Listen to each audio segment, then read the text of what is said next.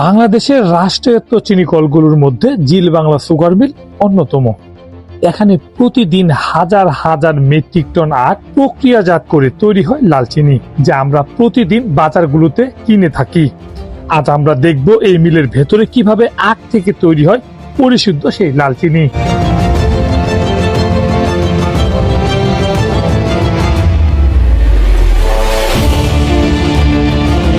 চিনির যাত্রা শুরু হয় মাঠ থেকে। স্থানীয় কৃষকদের আনা আখ ট্রাক ও ভ্যানযোগে মিলের গেটে এসে পৌঁছায়।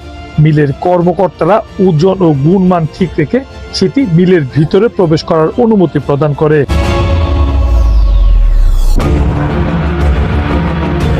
কৃষকের উৎপাদিত সেসব আখ ট্রাক ও ভ্যানযোগে সরাসরি মিলের বিশাল এক হাউজের পাশে এসে দাঁড়ায়। সেসব আখ সরাসরি ফেলা হয় এসব মিলের হাউজে। সে সময় মিলের বড় বড় রুলার যন্ত্রের সাহায্যে আখকে ক্রাশিং করে রস তৈরি করা হয়।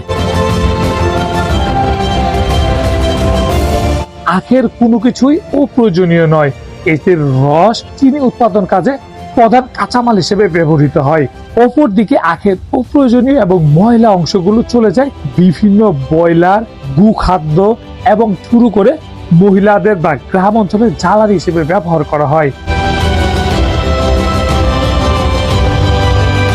সেসব কাঁচা রস আসে মিলের জুস পিউরিফিকেশন সেকশনে। এখানে সেসব রসের নির্দিষ্ট পরিমাণ চুন, গরম বাষ্প মিশিয়ে ময়লা এবং অশুদ্ধ জিনিসপত্র ভাসানো হয়। এই প্রক্রিয়াকে বলা হয় সালফিউগেশন বা লাইমিং।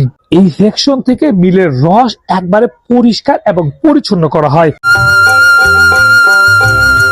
এরপর এসব মিলের রস ঢুকে ইভাপোরেটর প্লান্টে। এখানে রস ধীরে ধীরে ঘন হতে শুরু করে, যাতে চিনির ক্রিস্টাল তৈরির উপযোগী ঘন সিরাপ আকারে তৈরি হয়। একে বলা হয় মেসিকুইট। ঘন সিরাপ যায় ক্রিস্টালাইজারে।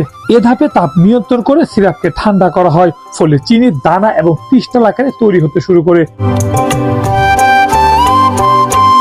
এগুলো পরবর্তীতে বড় বড় সেন্ট্রিফিউজন মেশিনে স্পিন করানো হয়, যাতে সিরাপ থেকে আলাদা শুকনো চিনি বেরিয়ে আসে। শেষ ধাপে চিনি যায় ড্রায়ার বা কুলার ইউনিটে। এখানে আর্দ্রতা কমিয়ে চিনি পুরোপুরি শুকনো করা হয়। তারপর মেশিনের মাধ্যমে চিনি গ্রেডিং, ওজন এবং বেকিং করা হয়।